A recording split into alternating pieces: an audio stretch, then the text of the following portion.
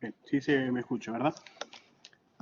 Sí, estamos como en audio. Bien, Y se ve la yo creo que presentación. empezamos la presentación entonces.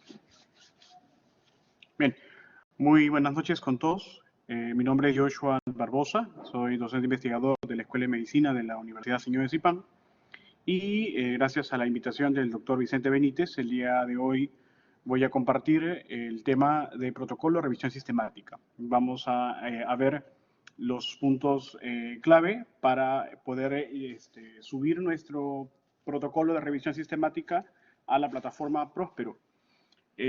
Antes de iniciar, bueno, ustedes pueden hacer las preguntas si es que hay alguna duda en el momento que estamos haciendo la presentación. Yo voy a estar viendo a través del chat, estoy con otro dispositivo para poder ver sus preguntas si es que hay. Bien, y de esa manera no se puede interrumpir la presentación. Eh, Comentaba el doctor Benítez que al final ustedes van a hacer una ronda de preguntas. Bien, entonces vamos a poder manejar ambas dinámicas. La idea es de que ustedes puedan el día de hoy tener una perspectiva de todo el proceso de cómo se lleva a cabo el registro de nuestro protocolo de revisión sistemática. Bien, déme un momento que mi gato está...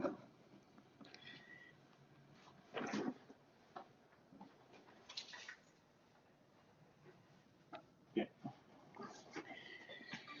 Bueno, es importante tener en cuenta de que todo protocolo de revisión sistemática es el primer paso para el desarrollo de todo el proceso de trabajo en equipo. Y por lo tanto, se está considerando que la publicación del protocolo sea inherente al inicio del estudio. O sea, es decir, nosotros como investigadores en este diseño de trabajos de investigación, tenemos que registrar previamente el protocolo del estudio antes de la realización, obviamente antes de la publicación, puesto que ahora se estila que muchas revistas soliciten la publicación previa al protocolo. Esto se hace con fines de calidad, ¿no? El registro del protocolo nos va a permitir poder ver cómo es que los autores están considerando la evaluación del trabajo de investigación de revisión sistemática y posteriormente la publicación de la misma, ¿no? Recuerden de que todo lo que se hace en el protocolo, es decir, todo lo que se está considerando en el registro del protocolo es lo que se está planificando hacer. Cuando uno va a realizar una revisión sistemática, empieza planificando todo el proceso y en equipo empiezan a estructurar toda la metodología del trabajo de revisión sistemática y este proceso previo a la realización de la búsqueda es lo que se va a registrar. Muchas veces también lo que pueden hacer equipos de investigación es dar inicio al protocolo, es decir, empezar la revisión sistemática hasta el proceso de búsqueda, es decir, seguir el protocolo de la recomendación Prisma, hasta el proceso de selección de los artículos y considerar luego el registro del mismo. Próspero te permite eso, ¿no? Es decir, poder registrar el protocolo cuando ya se inició el proceso de búsqueda y de selección o de screening de los estudios que se han aplicado luego de haber realizado la búsqueda en las diferentes bases de datos. Esto es muy importante porque se debe ser transparente al momento de registrar el protocolo, ¿no? Este esquema que les estoy colocando acá es un esquema general de lo que se puede ver en los puntos que requiere colocar o eh, llenar, es que la palabra es correcta es esa, en el registro de Próspero, ¿no? Entonces, ustedes van a ingresar a la plataforma, este es el link. Una vez que ustedes ingresan a la plataforma, el primer paso, obviamente, es registrarte, ¿no? Todos los integrantes del equipo no necesariamente deben de registrarse, sino solamente el investigador que está realizando el registro, ¿no? Lo ideal sí sería que todo el equipo sí tenga una cuenta de Próspero, porque en algún momento alguien más del equipo va a tener que hacer su propio registro. Y es mejor si es que ustedes tienen un equipo de investigación, poder compartir funciones para que todas las personas integrantes del equipo de trabajo puedan conocer todo el proceso, ¿no? Y una de ellas es el registro de protocolo. En la misma página de Próspero uno puede iniciar el proceso de registro con los datos personales y una vez creada la cuenta puedes iniciar, ¿no?, tu registro del protocolo de revisión sistemática. Entonces, lo que les presenté aquí es normalmente los puntos que toda revisión sistemática debe tener. Ya les había mencionado de que cuando vamos a hacer aplicar todo el proceso de la búsqueda hasta la selección de los artículos, uno ya debe tener previo, uno debe tener considerado la realización previa de la metodología, ¿no? Es decir, plantear la pregunta de investigación o la pregunta de revisión, plantear la estrategia de búsqueda. Tú tienes que saber, o el equipo tiene que saber, cuáles van a ser los tipos de estudios que se van a incluir, ¿no?, cuáles van a ser la condición sobre la cual se está haciendo la investigación o se va a estudiar. En este caso, la pregunta pico, que va a ser la estructura de la pregunta de investigación, tiene que estar considerada desde el inicio del registro de protocolos. Ustedes empiezan realizando el planteamiento de su pregunta de investigación, ¿no? Entonces es importante que estos puntos no queden en el aire antes de registrar el protocolo. Es decir, ustedes ya deberían haber realizado todos los puntos y discutido todos los puntos en equipo para que al momento de registrar el protocolo no hayan vacíos y de esa manera pueda enviarse el registro y puedan responder de una manera rápida y sobre todo eficiente para poder tener el registro lo más pronto posible, ¿no? En estas situaciones de pandemia, en este caso el registro de Próspero le da prioridad a los temas relacionados a COVID-19, ¿no?, relacionados a la pandemia. Entonces, si estás pensando junto con tu equipo hacer una revisión sistemática, no fuera del contexto de la pandemia, fuera del contexto del COVID-19, debes de considerar de que sí va a tener un cierto tiempo de respuesta, ¿no? Normalmente pueden responderte hasta 15 días calendario. Y puede tardar mucho más, ¿no? Puede tardar mucho más. Entonces, debes de considerar este punto, porque si has realizado el protocolo y has llevado a cabo el protocolo y ya tienes, de hecho, el trabajo listo para publicar, es probable que si lo vas a enviar a una revista y todavía no tienes el registro de la base de Próspero, y si la revista está solicitando el registro, probablemente no se publique en la revista que tú has enviado, ¿no? Bien. Estos son los puntos, como les dije, los puntos principales que debe tener toda revisión sistemática, y Próspero se acopla a eso, ¿no? Entonces nosotros tenemos que acoplar o reacoplar nuestra metodología para poder registrarla, ¿no? Entonces, si comparamos la recomendación Prisma para la estructura de una revisión sistemática y la comparamos con la estructura que nos presenta Próspero, es muy similar, ¿no? O sea, hablo de la estructura de la metodología del trabajo de una revisión sistemática. Entonces, no hay tanta distancia en la estructura y nos permite al equipo poder hacer la redacción de nuestro protocolo y antes de llevarlo a cabo poder subirlo para el registro, ¿no? Entonces, una vez que ustedes se registran, inician el proceso del registro de su revisión, ¿no?, de su protocolo de revisión. Cuando decimos protocolo, decimos a todo proceso previo, metodológico, antes de la realización de una revisión sistemática. ¿Y cuándo ya termina el proceso de revisión sistemática? Cuando ya has terminado la extracción de tus datos, ¿no? En ese punto termina el proceso de revisión sistemática, cuando has extraído todos tus datos y realizado el análisis de riesgo de sesgo. Todo lo que le antecede a ese proceso es protocolo, ¿no? Y sobre todo si está en un término de planificación. Entonces, cuando nosotros vamos a registrar, vamos a MyPróspero y luego vamos a registrar nuestra revisión, ¿no? Vamos a registrar nuestra revisión y van a salir dos opciones, como pueden ver acá, ¿no? Una opción, si es que la revisión, o sea, si es que el registro de la revisión sistemática de los estudios de investigación en salud están asociados a a personas, ¿no? O sea, si es que el impacto del trabajo tiene una relación con personas, con seres humanos, o si está relacionado a animales, ¿no? Estudios en animales. Obviamente la mayor parte de nuestros trabajos están asociados a personas, entonces vamos a dar clic siempre en esta primera parte, ¿no?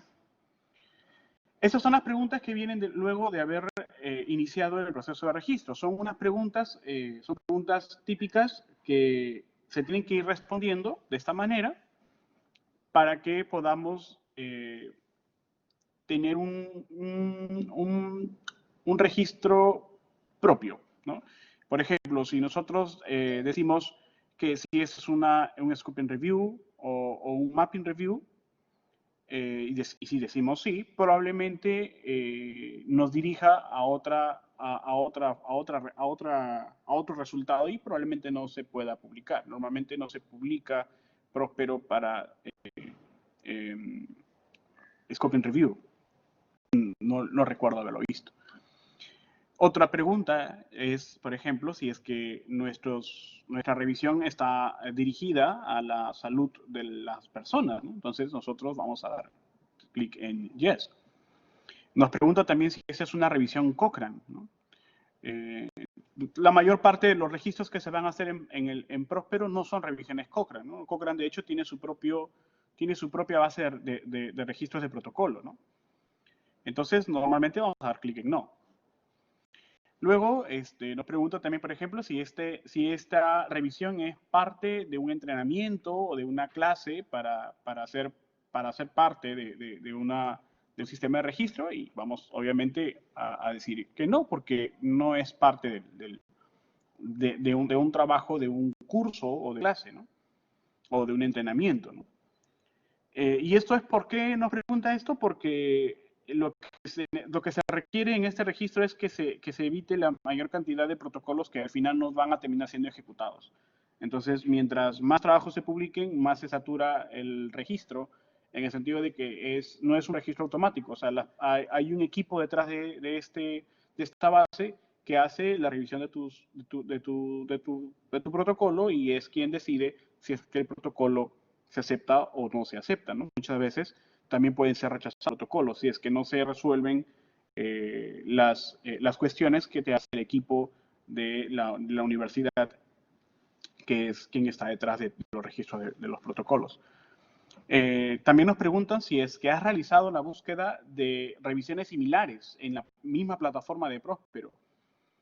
Esto es importante porque si es que tú lo has hecho en la búsqueda, probablemente te puedas encontrar con registros con preguntas de investigación similares, y lo que se debe de evitar en revisiones sistemáticas es la repetición de la pregunta, ¿no? Entonces, si has hecho la búsqueda y no has encontrado protocolos similares, obviamente le vas a dar que sí, que se has hecho la búsqueda y que no has encontrado protocolos similares, ¿no? Entonces, de esa manera, tú al responder que sí has realizado la búsqueda, tienes que responder que esta revisión no hay una revisión similar existente en la base, ¿no? Luego nos preguntan si es que nosotros estamos escribiendo el protocolo y si es que hay más personas que se encuentran en el protocolo de revisión sistemática, o sea, si es que estamos trabajando con un equipo. Luego también nos pregunta si es que tenemos la intención de publicar el trabajo de revisión una vez que se complete el protocolo, ¿no? O sea, el paso posterior a la realización del protocolo es la revisión sistemática. Y si uno hace la revisión sistemática es porque lo va a publicar. Entonces, lo que te pregunta y lo que le interesa al sistema del registro es si es que tú publicar el trabajo, porque si no lo vas a publicar, probablemente no necesites registrarlo, ¿no? Como les dije, ellos buscan que todos los protocolos que se estén registrando en esta base de datos sean publicados para poder finalmente tener la evidencia a la pregunta de investigación. Entonces, una vez que hemos respondido todas las preguntas, nos dan a también preguntar el estado de nuestra revisión. Entonces, por eso les decía de que ustedes pueden hacer dos cosas como equipos. Empezar el protocolo, ¿no? O sea, ustedes diseñan su metodología. Ustedes pueden tener una metodología propia, ¿no? Una metodología muy propia de redacción, sobre todo. Obviamente tienen que seguir las recomendaciones Prisma, pero cuando van a revisar el registro, ustedes pueden tener dos caminos. realizar el protocolo y tener listos los pasos, o simplemente iniciar desde cero todo, ¿no? Y registrar el protocolo como tal, es decir, desde cero, todo el protocolo sin haber realizado ningún paso. Y obviamente, cuando vamos a escribir, a redactar, o vamos a responder a las preguntas que nos hace Próspero, vamos a responder siempre en tiempo futuro, ¿no? Entonces nos pregunta, por ejemplo, si hemos hecho búsquedas preliminares, si es que se ha realizado ya el paso previo al proceso de selección, si es que ya hemos realizado el screening o el cribado o la realización de la selección de los resultados de los estudios, según nuestro criterio de elegibilidad, ¿no? Que son en ese caso proceso de selección por título, disculpe, por full texto completo, si es que hemos realizado la extracción de datos, si es que ya hemos realizado el riesgo de sesgo y si es que hemos aplicado el análisis. Obviamente que si nosotros ya hemos realizado la extracción de datos, analizado el riesgo de sesgo y analizado los análisis de datos, el registro ya no te va a dejar continuar, porque ya has iniciado el proceso. Entonces ya no vale la pena realizar un registro de un protocolo de algo que ya se ha terminado. Como les mencioné, la revisión sistemática como tal culmina cuando ya has realizado la extracción de tus datos y realizado el análisis de sesgo, ¿no? Los análisis de datos es un proceso secundario que se puede realizar o no dependiendo de la disponibilidad de datos numéricos para la revisión sistemática, que es el metaanálisis. Entonces tenemos que tener en cuenta esto. Si nosotros pretendemos realizar el protocolo, nunca dar inicio al proceso de extracción de datos, porque esto puede sesgar la información que nosotros vamos a subir, porque puede ser manipulable. Entonces, lo que se quiere en el registro de protocolo es que seamos lo más transparentes posibles, ¿no? Entonces, el primer punto es la pregunta de revisión. Aquí nosotros vamos a poner los detalles de la pregunta que va a dirigir la revisión. Entonces, esto es el punto previo a todo el proceso de revisión sistemática. Cuando el equipo que va a hacer el estudio se reúne, lo primero que va a hacer siempre es plantear la pregunta. Ya sea estructurando una pico, y obviamente anterior a todo ese proceso, pues alguien ha debido de dar la idea de investigación, ¿no? Probablemente a través de la búsqueda continua de la evidencia, probablemente a través de una publicación que hayan visto en una revista científica, o porque dentro del equipo hay alguien que se relaciona constantemente en la línea de investigación y la idea nace del equipo, de algún miembro del equipo, y se dirigió hacia una pregunta de investigación. Entonces, no se puede hacer una revisión sistemática si la pregunta de investigación no está finalmente estructurada. Y obviamente todo el equipo debe conocer la pregunta. Entonces acá vamos a colocar los detalles, vamos a hacer los detalles de la pregunta que va a dirigir la revisión sistemática. Por ejemplo, acá hay dos preguntas, ¿no? Dice, ¿cuál es la seguridad y la efectividad del tocilizumab en el tratamiento de pacientes con infección del SARS-CoV-2, o sea, COVID-19, ¿no? Esa es una pregunta, ¿no? Entonces, de esa manera nosotros ya podemos entender cuáles van a ser los puntos que van a dirigir todo el proceso de revisión sistemática, ¿no? Probablemente tocilizumab comparado con placebo, comparado con otro tipo de controles o comparado con cualquier otro tipo de tratamiento, ¿no? O con simplemente no hacer nada. Aquí tenemos una pregunta que nosotros desarrollamos. La segunda pregunta, que es, ¿cuáles las características clínicas y epidemiológicas de la enfermedad de Kawasaki, de la enfermedad similar a Kawasaki y de síndrome inflamatorio multisistémico en el contexto de COVID-19, ¿no? Esa fue una pregunta de investigación que, si se dan cuenta, difiere de la pregunta anterior en el sentido de que la primera pregunta apunta hacia la comparación de un tratamiento y la segunda pregunta nos dirige solamente a poder evaluar las características clínicas y epidemiológicas. Entonces son dos preguntas de dos contextos distintos en una misma revisión sistemática, ¿no? En un mismo tipo de trabajo que es la revisión sistemática, ¿no?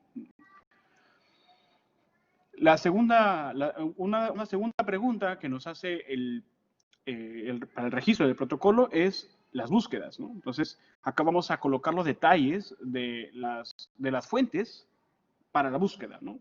¿Cuáles son las fuentes de la búsqueda? Los motores de búsqueda. Y esos motores pueden ser distintos motores de búsqueda que el equipo de investigación tiene acceso.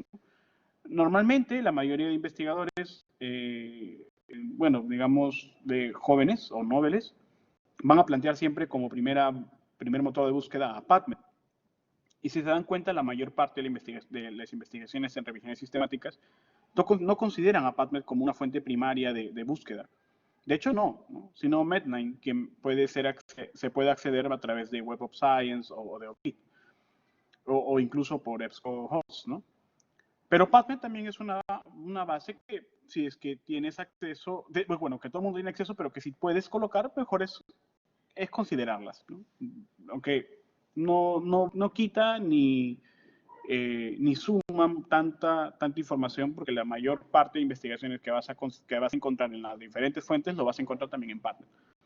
Entonces, puedes considerarlo o no. Aquí, por ejemplo, en el ejemplo que les estoy colocando, los autores no consideraron a PubMed. Solamente consideraron dos bases, ¿no? Es Medline y Embase, ¿no? Pero también han considerado, por ejemplo, como fuentes de datos, han considerado a servidores preprint, ¿no? Como como estas bases, ¿no? MedRib, BioRib, ChinaRib, etcétera, ¿no? Entonces, estos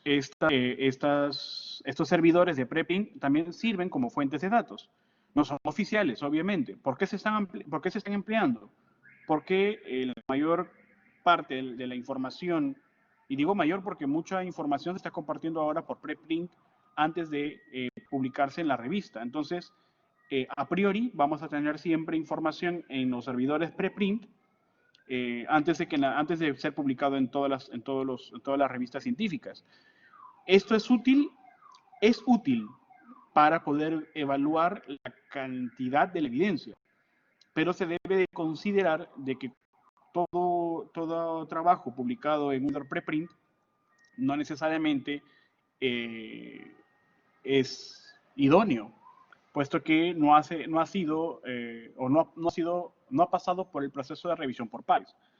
Y por lo tanto no conoces o no conocemos si es que la información vertida en la publicación que se encuentra en el preprint es de calidad y por lo tanto no sabemos si es fiable, ¿no? Entonces debemos de tener cierta consideración si es que lo estamos tomando en cuenta. Entonces, por eso es que, si se dan cuenta, los autores han colocado las fuentes de búsqueda primarias, que serían Medline y Embase, pero aparte, en un punto seguido, habla también de los servidores preprint, ¿no? Entonces, ellos están considerando de que los servidores preprint es un valor agregado a la búsqueda, no es una búsqueda primaria, una búsqueda principal, ¿no?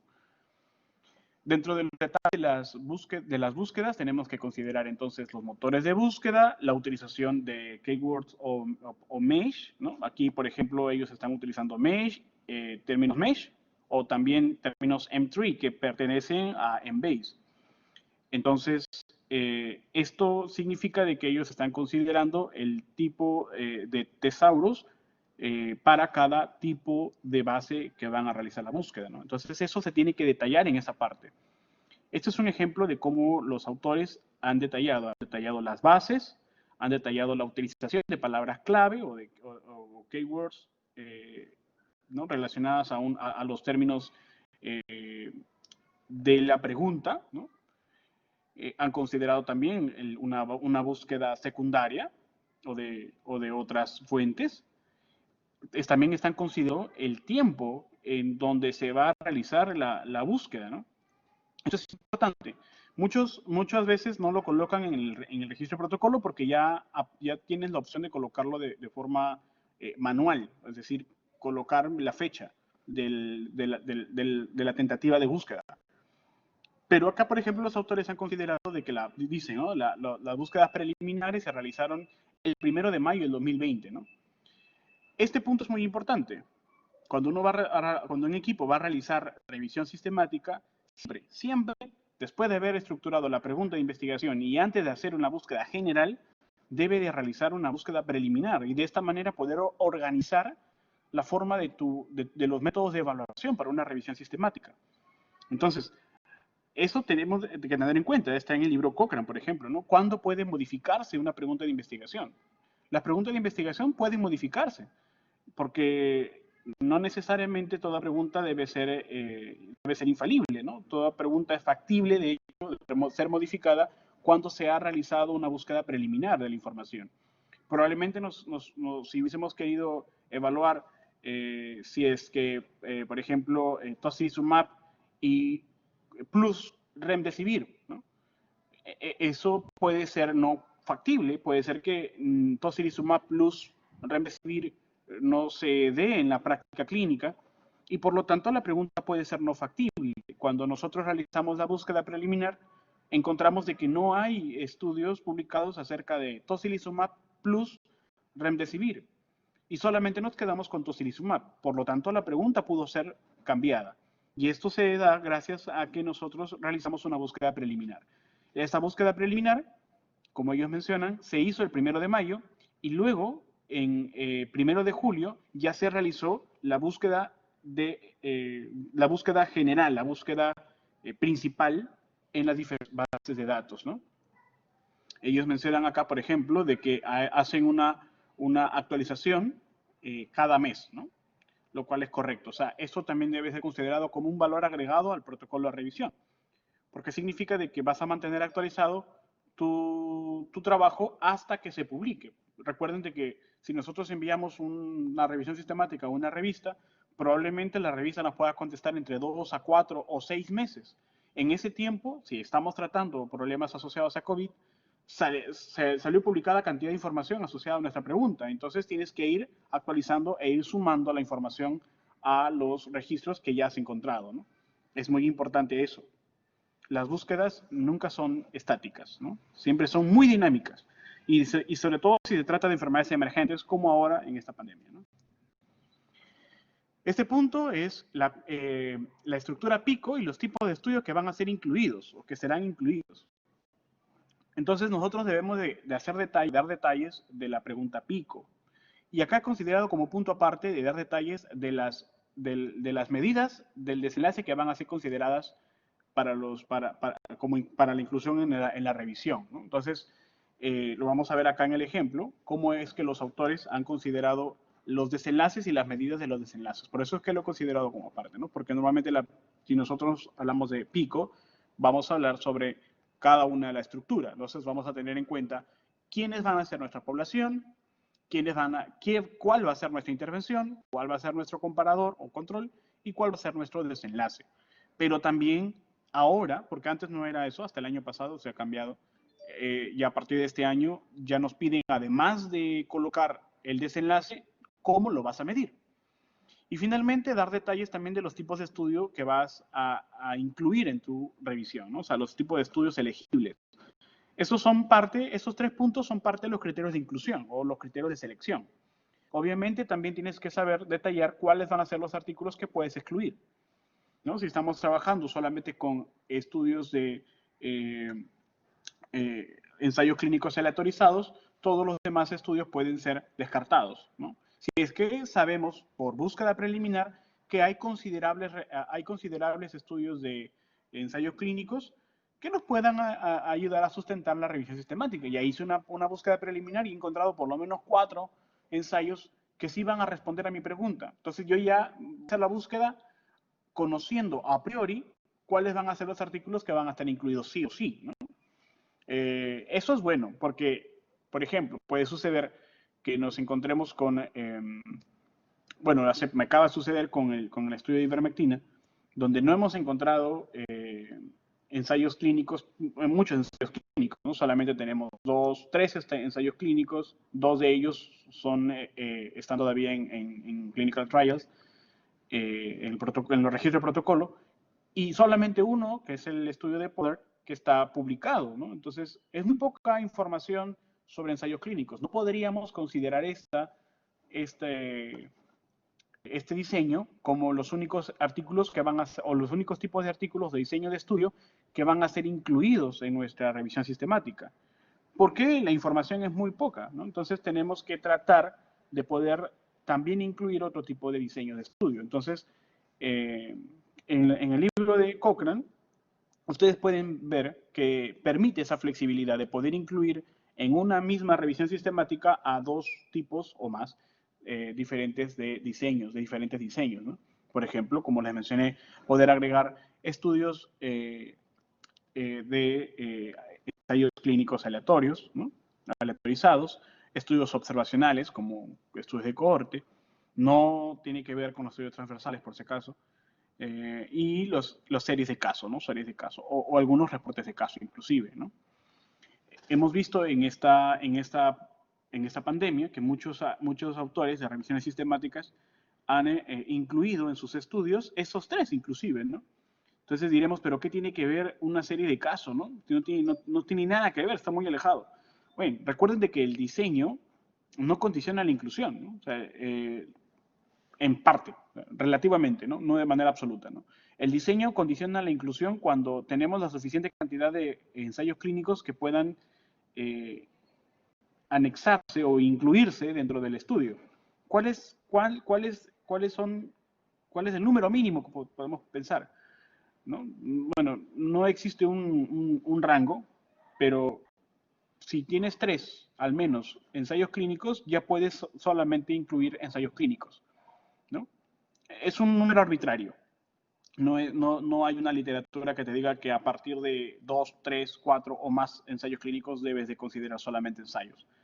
Pero en la práctica se da que si es que tienes al menos 3 ensayos clínicos, puedes ya tener solamente ensayos clínicos aleatorizados incluidos en tu estudio y descartar cualquier otro tipo de estudios, ¿no? Bueno, algunos autores son incluso más flexibles y solamente hacen el análisis principal de la revisión sistemática con ensayos clínicos, y los estudios observacionales pueden estar también o incluirse, pero en el análisis de sensibilidad, ¿no? Lo mismo sucede con las series de caso. Ahora, con este problema, con esos temas relacionados a la pandemia, las series de caso son también estudios que nos pueden ayudar a obtener datos que puedan no simular, pero sí por lo menos puedan dar una información para nuestra tabla de revisión sistemática, ¿no? Bien, aquí, por ejemplo, tienen un ejemplo de un registro de protocolo, de qué tipo de estudios han incluido, ¿no? Ellos, por ejemplo, hablan de que solamente han incluido ensayos clínicos, ¿no? Ensayos clínicos que han incluido, dice, a la intervención de tocilizumab en adultos, ¿no? Y han excluido otro tipo de artículos, por ejemplo, estudios retrospectivos, ensayos clínicos no registrados, estudios observacionales y estudios observacionales, ¿no? Que no van a incluirse dentro de eso.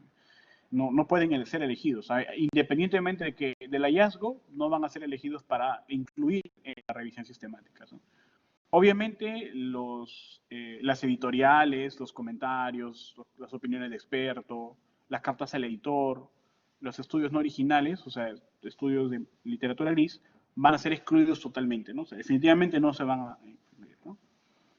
Aquí, por ejemplo, ellos han detallado también qué tipo ¿no? de la pregunta pico, ¿no? Han incluido a quienes van a ir dirigido el estudio, sobre quiénes van a hacer el estudio, ¿no? En este caso, sobre solamente pacientes adultos, obviamente humanos, mayores de 18 años, ¿no? Mayores de 18 años. Es decir, dentro de la pregunta de investigación, ellos están delimitando a la población. Este punto es muy importante porque a veces solamente consideramos pacientes con COVID.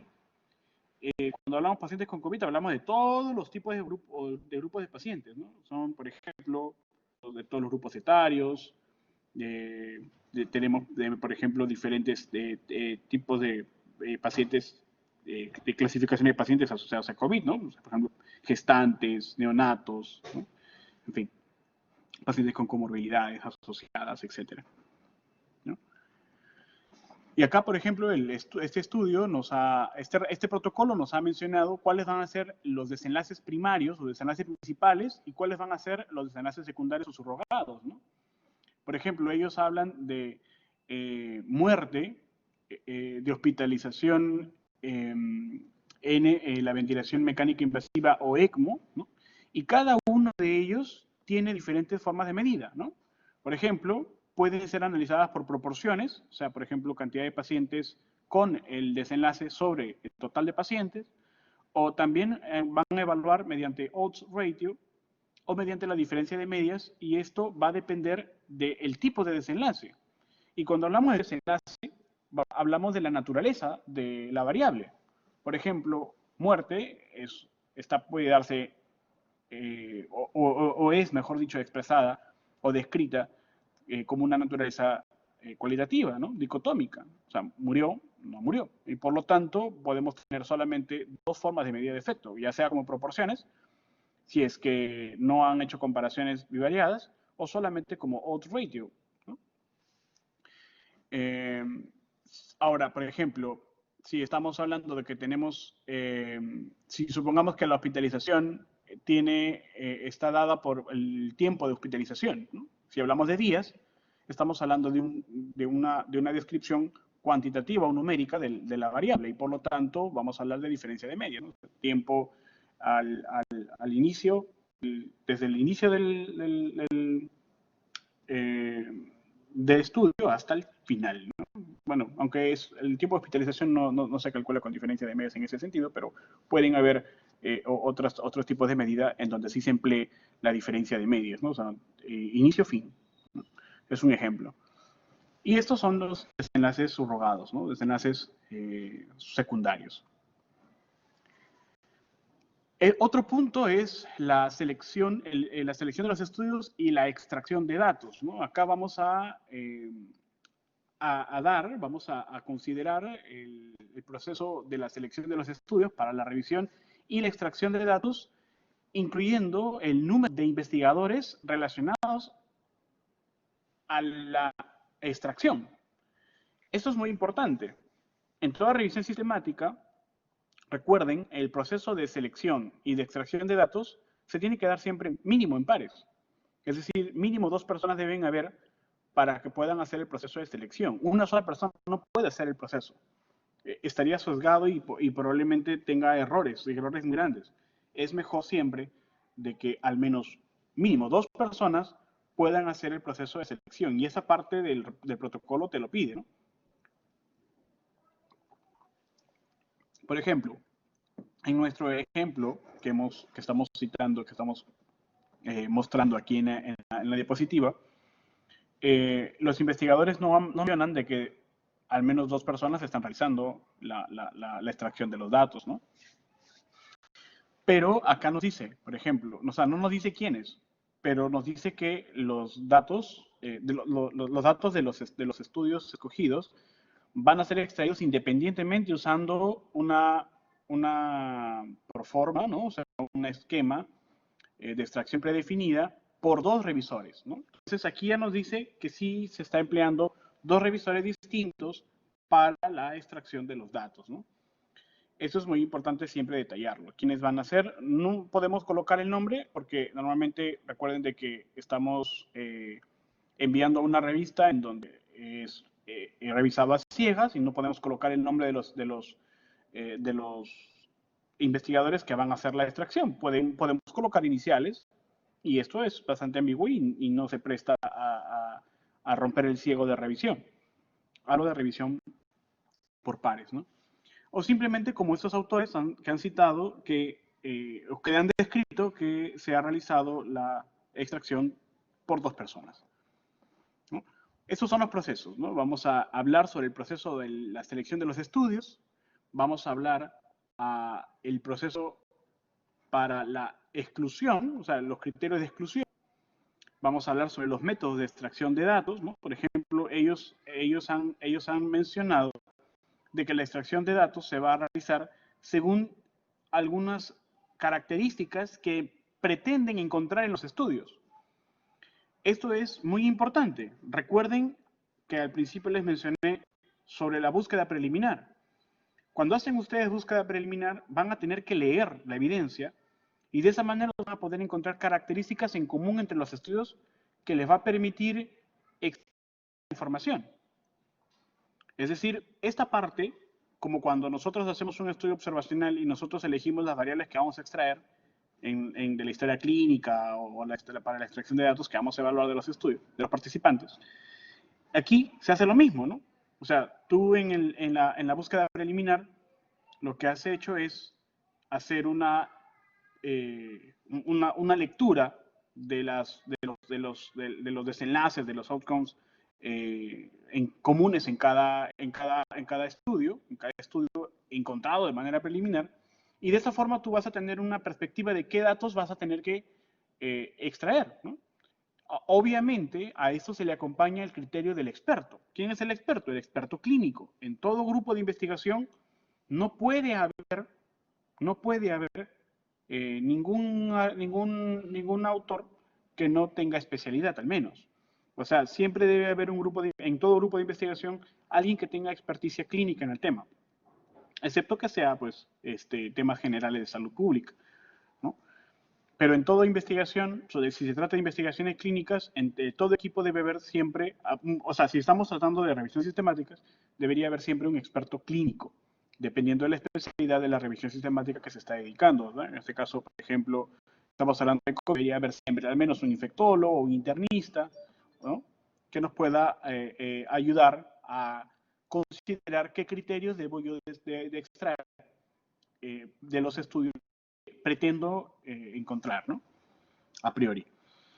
Bien, los datos para ser extraídos, según los diseños de estudio, la intervención de interés y los desenlaces primarios o secundarios, ¿no? Entonces, ellos, miren, por ejemplo, han detallado cuáles van a ser los puntos que van a considerar para la extracción de los datos. O sea, ¿qué datos van a extraer? Detalles del autor y de año de la publicación, diseño del estudio y los criterios de inclusión considerados dentro de cada estudio, el tamaño de la muestra, ¿no? Los métodos para el diagnóstico del coronavirus, el uso y dosificación de oxígeno, ¿no? Los hallazgos radiológicos, las características básicas de los participantes, o sea, características demográficas, las características de intervención, o sea, que, por ejemplo, el inicio del tratamiento por tocilizumab, la dosis, la vía, ¿no? Y el periodo, los hallazgos del laboratorio, etcétera, etcétera, etcétera, ¿no? O sea, todos estos datos son los que ellos están pretendiendo extraer y, obviamente, describir en la tabla de revisión sistemática. Puede que todos los datos estén, o puede que los más importantes o los más relevantes clínicamente, ¿no? o más relevantes, ¿no? Clínicamente, o de mayor impacto en la pregunta de investigación, sean finalmente los que se van a terminar haciendo en la revisión sistemática, en la tabla, ¿no? En la tabla final. Otro punto que nos pide el protocolo es el riesgo de sesgo, ¿no? La evaluación del riesgo de sesgo, ¿no? Entonces acá tú vas a considerar, vas a establecer cómo cómo vas a evaluar el análisis de riesgo de sesgo, ¿no? ¿Eso de qué depende? Depende de los estudios incluidos, ¿no? Obviamente, si tú estás pretendiendo incluir solamente estudios o sea, randomized clinical trials, o sea, ensayos clínicos aleatorizados, vas a tener que tomar una decisión de evaluar mediante el riesgo de sesgo mediante la herramienta ROP2 o mediante la herramienta antigua de Cochrane, ¿no? ROP2 todavía no está implementado en Cochrane, en las revisiones Cochrane, pero ya se está realizando para las revisiones sistemáticas de ensayos clínicos aleatorizados. Si tú has elegido hacer evaluación, o sea, si tú has elegido incluir solamente, bueno, porque se da, porque no hay información suficiente, y has incluido también estudios observacionales o cohortes retrospectivas o estudios de intervención no aleatorizado, es decir, estudio de cohorte retrospectiva que pueden simular un ensayo clínico, entonces tú vas a utilizar la herramienta Robbins-E, ¿no? La herramienta Robbins-E. Ahora, pero si has elegido incluir solamente estudios de pruebas diagnósticas o de precisión diagnóstica, vas a utilizar QUADAS, ¿no? Ahora, si solamente has incluido estudios de cohorte que no tienen que ver con intervenciones, vas a poder utilizar la herramienta Newcastle Ottawa, ¿no? Que es la herramienta o la herramienta más común, o la herramienta común utilizada para la evaluación de estudios observacionales, específicamente de cohorte o de casos y controles, ¿no? No hablemos de estudios transversales, recuerden, no hablemos de estudios transversales. sea, ¿por qué no hablemos de estudios transversales? Porque es probable que si tú estás buscando estudios observacionales, dirijas tu atención a la inclusión de estudios de que son solamente estudios de cohorte o estudios de casos y controles, ¿no? No ambos diseños juntos. Recuerden esto, ¿no? Aquí, por ejemplo, los investigadores en el protocolo han mencionado de que se ha evaluado el riesgo de sesgo mediante la herramienta ROP2, ¿no? ROP 2.0. Finalmente, para la estrategia de la síntesis de datos, o sea, cómo vas a planificar la evaluación o sea, cómo vas a planificar el abordaje de la síntesis de datos, es decir, cómo simplificando el metaanálisis, si es que pretendes hacer metaanálisis, ¿y esto está en función de qué?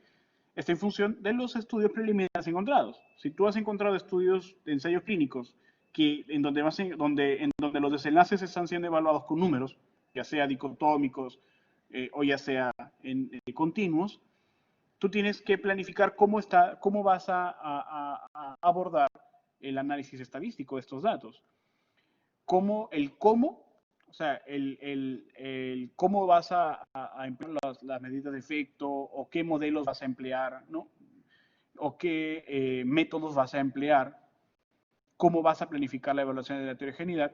Todo eso va a depender de la experticia de los autores o de al menos uno de los autores en el tema de metaanálisis, ¿no? Entonces, normalmente la persona que tiene mayor experiencia en la realización de revisiones sistemáticas y metaanálisis es quien va a aconsejar o va a redactar esta sección, ¿no? Que es la partidística, que es la más, creo yo, la más pesada en todo estudio, ¿no? No puede haber equivocaciones. Y sobre todo en este tiempo de estudios que salen muy heterogéneos tanto clínicamente, estadísticamente o metodológicamente, ¿no? Entonces, la planificación de del metaanálisis empieza siempre describiendo cómo vas a ordenar tus estudios, ¿no? Por ejemplo, si vas a evaluar los estudios dicotómicos mediante qué medida de efecto. Normalmente en los ensayos clínicos vamos a encontrar el riesgo relativo, o por ejemplo, si es que vamos a evaluar los desenlaces numéricos mediante diferencia de medias, o si se puede tratar, por ejemplo, de diferencia de medias estandarizada. Eso va a decidirse en el equipo en función de los datos preliminares encontrados. Porque recuerden que esto se hace así, preliminares. ¿Por qué? Porque tú no puedes cambiar la planificación de tu metaanálisis según los datos que hayas encontrado después de la extracción. O sea, eso no se debería hacer, ¿no? Por eso recuerden, es factible hacer una búsqueda preliminar y una descarga, entre comillas, preliminar de los artículos, porque tienes que recontextualizar el trabajo. No puedes empezar un trabajo del cual no conoces. Entonces, si estás haciendo una revisión sistemática, incluso hay otros autores que ya publicaron, que ya se adelantaron, estudia esas revisiones sistemáticas, evalúa los puntos débiles, busca los estudios base, los estudios que te van a servir para poder sustentar en la revisión sistemática metaanálisis y planifica, ¿no? Eso es un ejercicio adecuado. Evalúa cómo otros autores lo han hecho, planifica tu propia revisión y empieza a trabajar un protocolo, ¿no? No es pecado empezar a planificar una búsqueda preliminar, porque de hecho es necesario para evitar cambiar la pregunta o evitar alterar el protocolo, ¿no? Porque una vez que ya está hecho el protocolo y publicado, ya no lo puedes cambiar, ¿no? Y sobre todo de manipulación de datos, ¿no? O sea, el error más grande que puede caer un investigador en la parte ética es la manipulación de datos. Y lamentablemente las revisiones sistemáticas metaanálisis son, hay que decirlo, los tipos de estudios donde más se puede manipular los datos, porque los datos, todo el investigador conoce ya qué datos puede poner en metaanálisis para poder tener un efecto favorable al tratamiento o desfavorable al tratamiento, ¿no? Entonces, ellos, por ejemplo, lo han hecho aquí, ¿no? Han evaluado cómo van a estimar el efecto de los datos dicotómicos o los datos continuos, ¿no? ¿Qué tipo de método y modelo van a emplear, ¿no? Si es que ya sabemos, nos adelantamos a que hay heterogeneidad clínica, pues vamos a pensar en utilizar un tipo de modelo, ¿no? De efectos aleatorios, de efectos fijos, eso va a depender de la experticia del grupo investigador, ¿no? Para la evaluación de la heterogeneidad también se va a considerar aquí, ¿no? O sea, vas a evaluar la heterogeneidad mediante qué? Por ejemplo, una metaregresión, que es normalmente el tipo de análisis que se hace para poder evaluar la heterogeneidad. ¿Y qué otras estrategias? Por ejemplo, la sensibilidad, ¿no? Sensibilidad, ¿no? O análisis de subgrupos, aunque también hay una parte de una pregunta en donde nos pide qué tipo de evaluación yo voy a hacer, ¿no? Por ejemplo, en el análisis de subgrupos, yo puedo analizar mediante diferentes clasificaciones.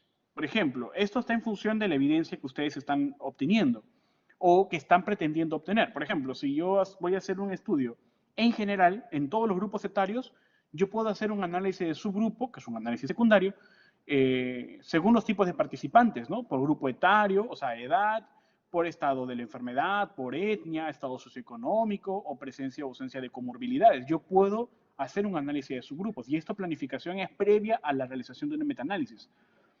Yo puedo también planificar según los tipos de intervención, ¿no? Por ejemplo, tuve la oportunidad de publicar un trabajo de investigación, revisión sistemática sobre el ordenamiento del cordón umbilical comparado con dos controles, que era el clampaje inmediato y el clampaje del cordón tardío. Y mi análisis primario, habían dos grupos, ¿no? O sea, era un análisis de subgrupo en un análisis primario. Muy poco común ver este tipo de análisis. Y eso lo hice ¿por qué? Porque yo estaba comparando con dos tipos de controles. Pero en el análisis de subgrupo, planifiqué, por ejemplo, evaluar según las semanas de edad gestacional, según el peso del niño y según el tiempo de seguimiento, ¿no? Entonces planifiqué 3 análisis de subgrupos, que esos datos normalmente van siempre al material suplementario, ¿no? Entonces hay 3 esferas de evaluación en los análisis de subgrupos o de otras configuraciones, como por ejemplo el análisis de subgrupo propiamente dicho. Acá están las clasificaciones, cómo pueden hacerlo. Revisen el libro Cochrane. El análisis de sensibilidad, ¿no? Cambiando o modificando el método y el modelo de evaluación de metaanálisis, y el análisis de riesgo y el sesgo de publicación, que es otro análisis también que se hace numérico cuando se tiene al menos más de 10 artículos estudios que se han incluido, ¿no? Y finalmente, tenemos que, ya cuando terminamos el proceso, nos va a pedir considerar el tipo de revisión y el área de la salud, ¿no? Ustedes, por ejemplo, están haciendo un estudio de intervención, ¿no? O sea, por ejemplo, como el de tocilizumab, van a dar clic en intervención. Si va a haber un metaanálisis, pues está planificando que van a metaanalizar, entonces metaanálisis también. Si es un estudio pronóstico, ¿no? O un estudio de prevención, ¿no? O una revisión de revisiones, como es el Scope and Review, etc. ¿No? Entonces sí está considerado. ¿No? Creo que hace un momento lo había mencionado que no se podía registrar, pero parece que sí, ¿no? Revisión de revisiones. Bueno, y el área de la salud. Si, por ejemplo, si es 19, como se suma que está hablando en COVID-19, entonces COVID-19, ¿no? Incluso cuando hacemos clic en COVID-19 se aperturan otras subcategorías, ¿no? Creo que no sale acá, pero bueno, este es el protocolo de revisión sistemática que ha publicado Stewart y otros, ¿no? Entonces, el ejemplo que al final, una vez que tú envías el protocolo a revisión, a ver, me desconecté, creo, allá. Una vez que tú envías el protocolo y ya pasa el tiempo, bueno, ahora por temas de COVID te responden muy rápido. De hecho, a mí ya me mandaron, yo envié hoy y después de 2 días ya tenía contestada qué cosas debía de modificar en mi protocolo para que se pueda registrar.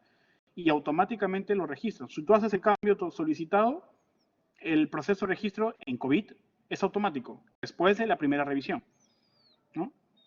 Recuerden de que la publicación de un protocolo, o la creación de un protocolo o el registro de un protocolo no cuenta como publicación científica, ¿no? No es una publicación científica como tal, es simplemente el registro del protocolo. Entonces, no se vayan a emocionar, ¿no? Porque no es parte de una publicación, ¿no? Entonces, es necesario para el registro solamente de una revisión sistemática. ¿Bien? Les agradezco por su participación y espero haber contemplado la mayor cantidad de puntos esenciales para el registro de un protocolo de revisión sistemática y poder haber abordado el tema adecuadamente con ustedes. Si hay alguna pregunta, me pueden hacer ahora o también escribir al correo electrónico si desean. Muchas gracias. Muy bien, Joshua, muchas gracias por tu participación. Si alguno de los que está acá presentes tuviera una pregunta, se la puede hacer llegar a Joshua. Y en todo caso, bueno, ahí está su email de contacto. Lo pueden contactar para cualquier duda o incluso para que les pueda apoyar en algún otro tema relacionado con la investigación. ¿Está bien? No nos contaste tu línea de investigación, de repente les puedes contar a los muchachos tu línea de investigación, como para ir cerrando si es que no hay preguntas. ¿Cómo? De repente nos podrías comentar sobre tu línea de investigación un poco a los muchachos, como para que te conozcan un poco más, Bueno, porque me olvidé de comentar eso al bueno, inicio. En caso no haya claro. preguntas, ya vamos cerrando, pues, ¿no? Con esto. Bueno, yo inicié haciendo investigación en pediatría, es la especialidad que tengo como enfermero.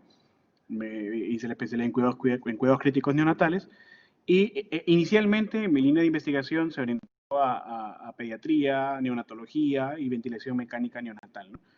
Sin embargo, tuve la oportunidad de participar en otros trabajos de investigación asociados a enfermedades infecciosas, sobre todo en COVID, junto con el equipo del doctor Adrián Hernández. Y bueno, actualmente estamos desarrollando solamente este año estudios en COVID-19, ¿no? No soy experto en enfermedades infecciosas, pero estamos haciendo el intento de poder participar con clínicos expertos y compañeros de trabajo del grupo TAU, que tienen una experiencia ya en metodología de revisiones sistemáticas, ¿no?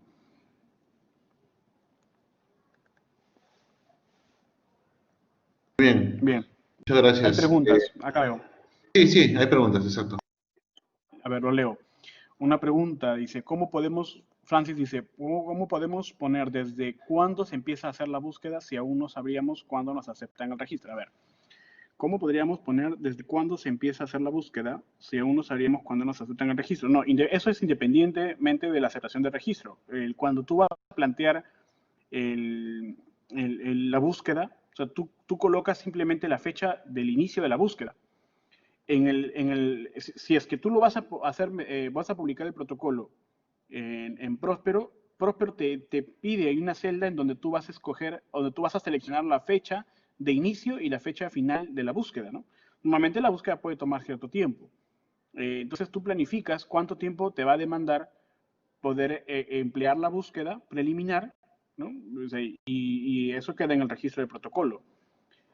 Si tú no estás publicando tu registro, o sea, no estás registrando el protocolo, tú vas a tener que el equipo siempre va a tener que especificar la fecha de inicio de la búsqueda de las diferentes bases de datos, ¿no? Entonces, independientemente de la aceptación del registro, tú tienes que describir la fecha de realización de la búsqueda, ¿no? Eso no es independientemente del registro, ¿no?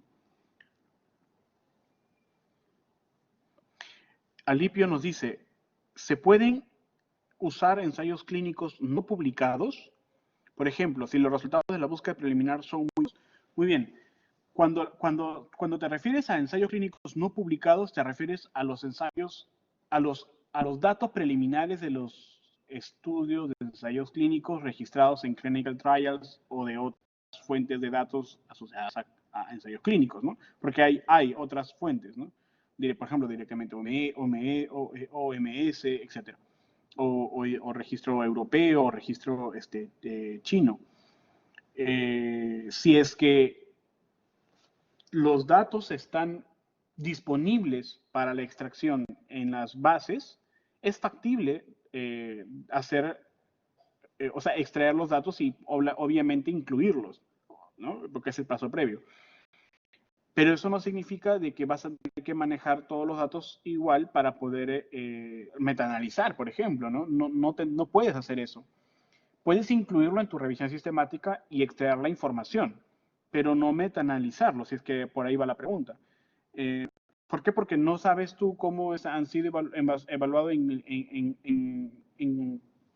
en concreto, o sea, toda la extensión del trabajo, el trabajo en extenso, no lo estás observando. Puede haber muchos errores metodológicos y esos datos no están en los datos preliminares o en los resultados preliminares de los registros de ensayos clínicos, ¿no? Por ejemplo, nosotros estamos terminando ahorita justo un estudio sobre ivermectina y 2 de los estudios de ensayos clínicos aleatorios están publicados en Clinical Trials. Estos estudios, o estos datos, mejor dicho, son datos preliminares de los estudios de ensayos clínicos y se encuentran en la base de registro.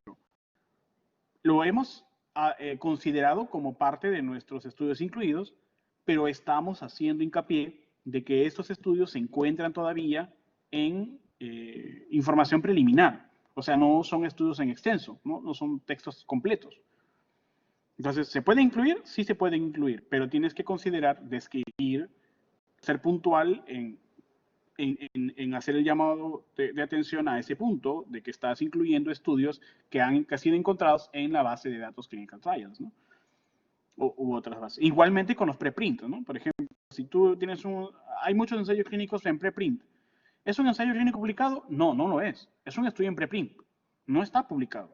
Entonces es como que si subieras a Facebook tu trabajo, ¿no? O sea, la única diferencia es que está en una base de datos que está disponible para toda la comunidad científica. Da lo mismo. O sea, es como que no le quitan, no hay ningún valor diferente entre publicar en cualquier página web con publicar en un preprint, ¿no? El valor no es el mismo, creo yo. Entonces, si consideramos la palabra ensayos clínicos no publicados, puede ser, ¿no?, el registro de los datos preliminares, disculpen, la disponibilidad de los datos preliminares en los registros, en la base de datos de registros de protocolos de ensayos clínicos o en preprint. Otra fuente no hay otras fuentes. Obviamente no me vayan a tomar válido el punto que de los estudios, que cualquier publicación en Facebook, ¿no?, como se han hecho y hemos visto. No pueden hacer que vayan a sacar datos extraídos de Facebook.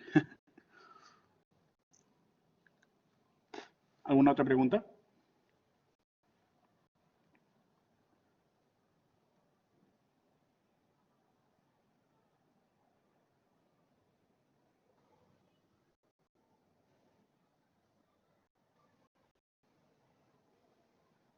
Muy bien, Joshua, agradecerte. Ya no podemos extendernos más. Tenemos una actividad con el grupo. Gracias a ti. Bueno, gracias a todos. Por si acaso, el día domingo hay otra actividad para los que les interesa lo de revisiones sistemáticas.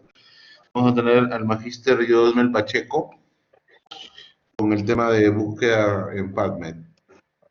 Okay, porque la mayoría tiene acceso a PubMed y como dijo Joshua, bueno, lo ideal es tener Ovid Medline o Embase Medline, pero muchas veces no una opción para crear fórmula de búsqueda, ¿no? Y además que también les puede ayudar a tener una buena manera de buscar para su tesis, por ejemplo, cuando quieras hacer un trabajo de investigación. Finalmente, la idea es que puedan hacer búsqueda. Entonces los invito el domingo, 11 de la mañana, a esta actividad, igual por el muro del aula virtual de revisión sistemática, le vamos a pasar el enlace. Bien, y esto lo vamos a subir la medida de lo posible, más rápido, para que los que no pudieron ir o no estar lo puedan ver. Muy bien. Por favor, los de